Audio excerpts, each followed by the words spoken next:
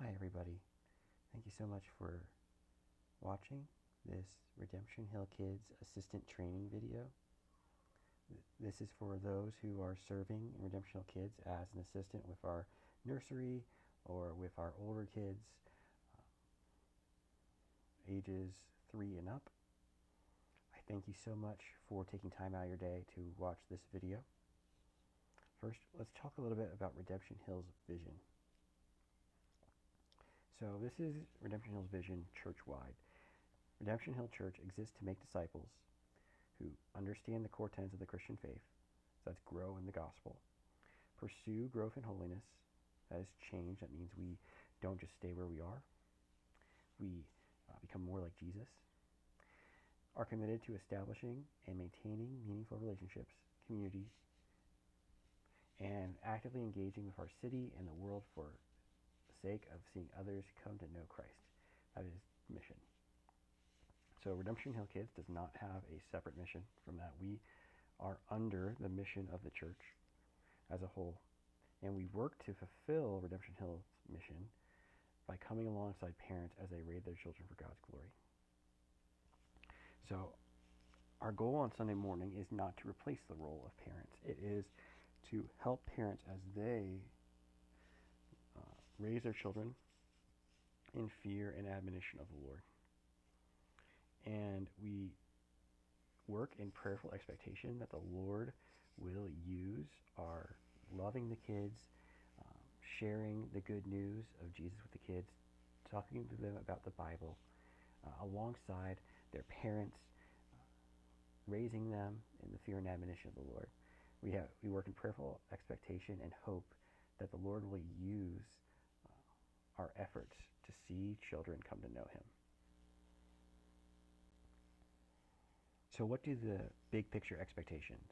And these are expectations for people not just who serve in Redemption Hill Kids, but serve in any ministry in our church.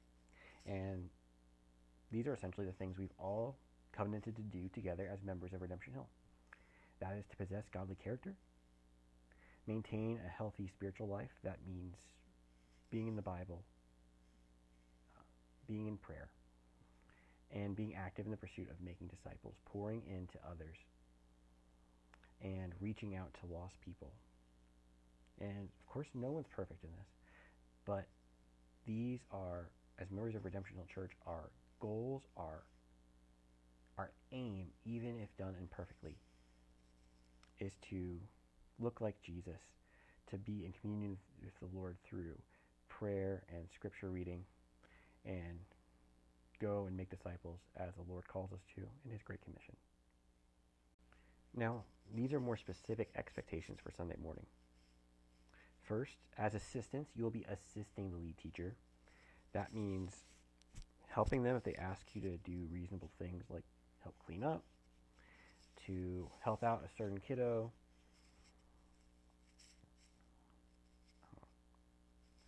or to do any other task that would help them as they lead the kids' class.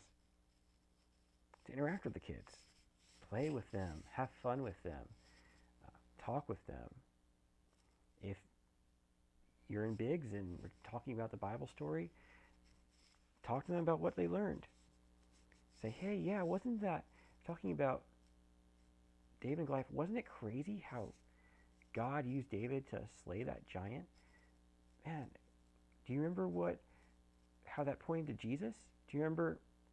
Yeah, because that's right, how Jesus slayed sin so that we can, when we were cowardly, so that we can be in union with God. Things like that. Just things from the lesson. Just reiterate them naturally as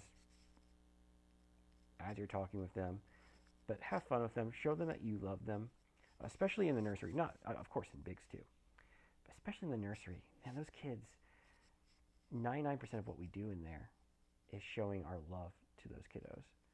Now, we do talk about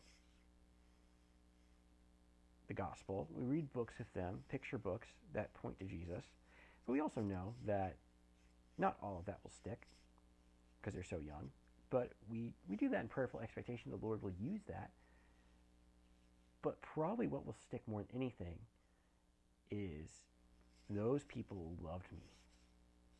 Those people in nursery loved me. And we can show these kids the love of Jesus. Uh, Keeping kids safe is part of your role in accordance with the Child Protection Plan. We'll talk more about that in a minute. And especially in BIGS, this is helping kids focus on the lesson. That might mean when, and it will mean, I won't say might, it will mean when the teacher is going through the lesson, sitting among or behind the kids, and if somebody's talking to their neighbor, reaching out, putting a hand on their shoulder gently, just a hand on their shoulder or their upper back, and say, "Hey buddy, let's pay attention." And that is 90% of the time, that is effective in redirecting them. And the kids focus back.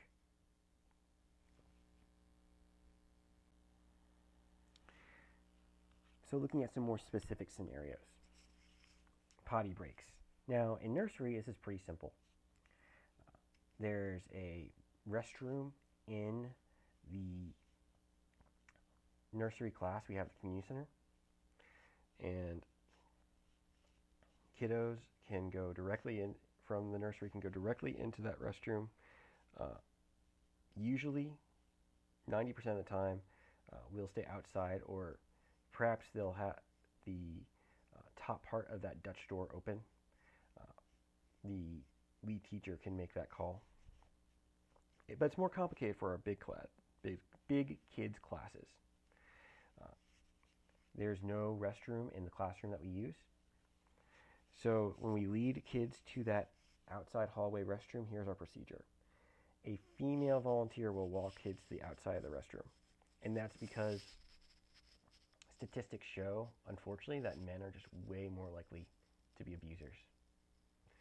So wisdom says to only allow women to, even though, as you see, that next point is that we don't enter the restroom with them. Out of an abundance of caution, it's wise to have a woman be the one to walk a child even to the outside of the restroom.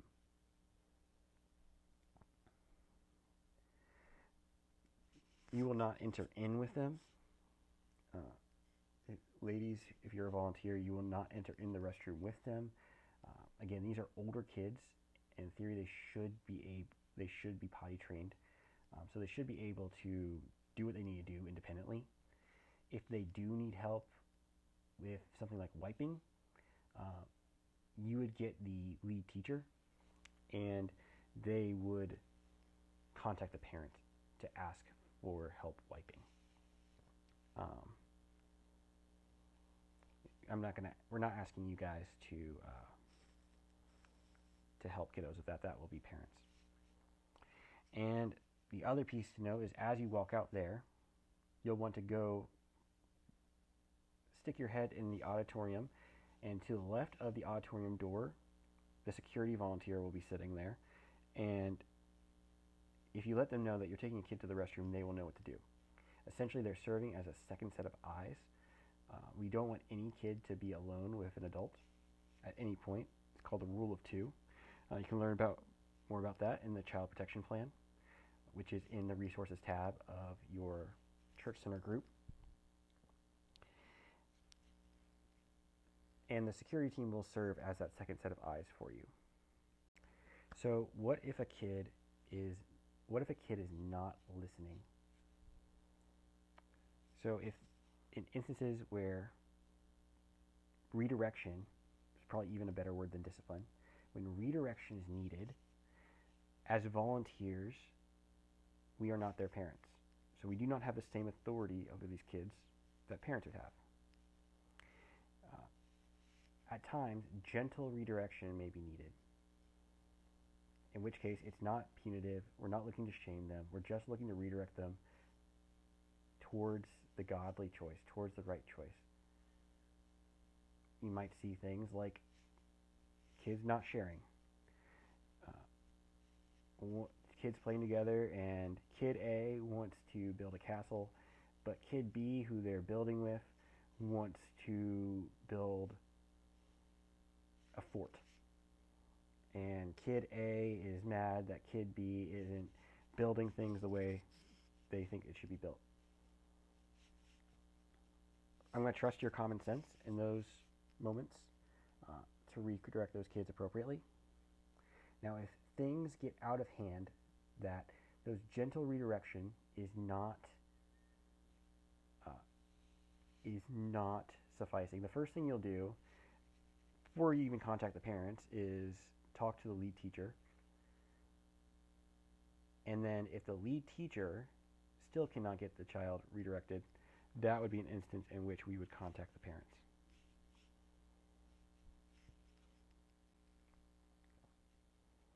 Now, physical contact is going to, and you'll see why these things are connected in a moment. Discipline and physical contact are connected in a moment. Here are some acceptable forms of physical contact. In the nursery, because the kids are younger, it's more appropriate to do things like hug them, pick them up, let them sit on your lap. In the big kids class, you can put a hand on their shoulder, upper back gently. You can give them a high five. You can do a fist bump.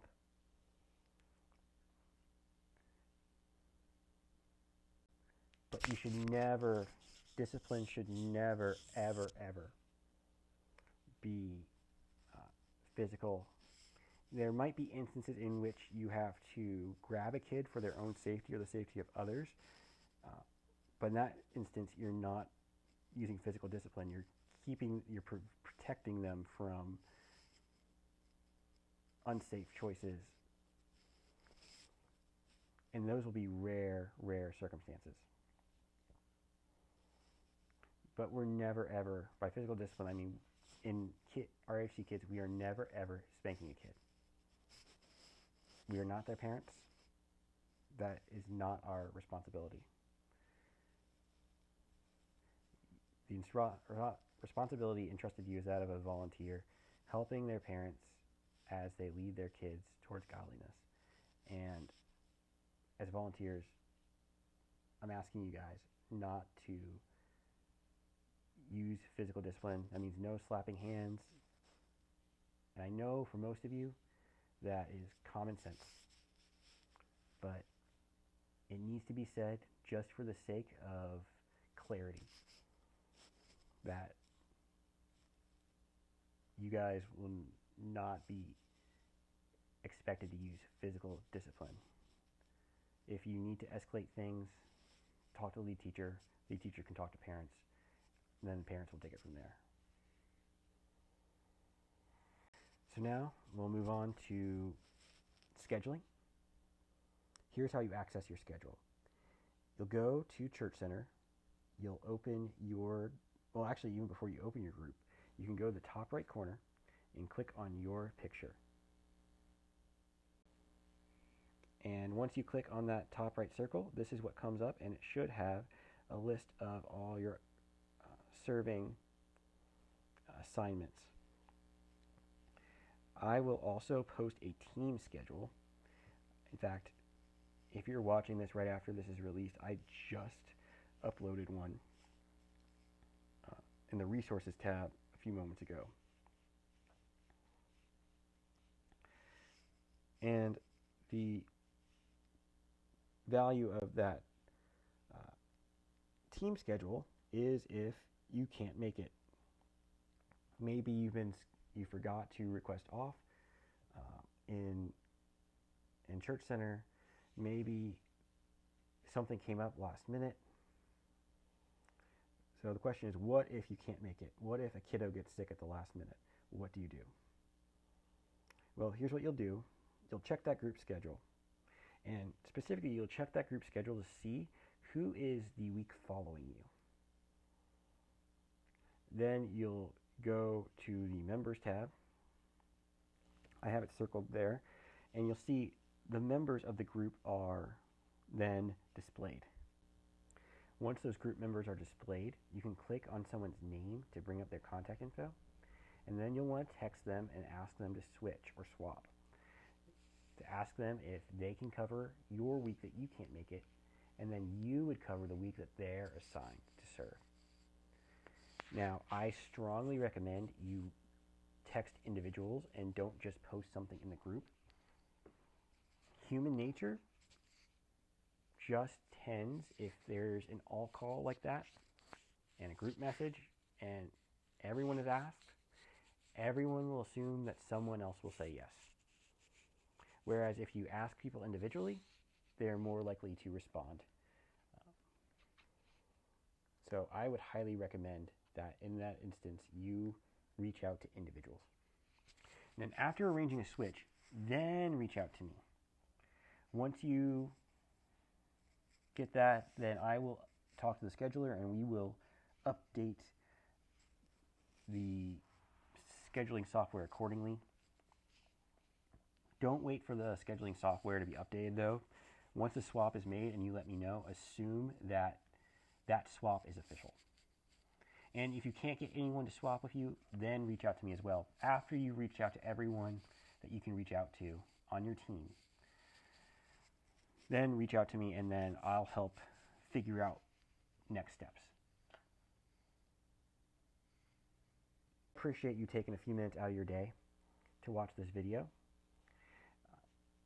This should be posted on YouTube, and in the description below the video, I'm going to post a link to a confirmation form that just confirms that you saw this video and that you abide by the child protection plan.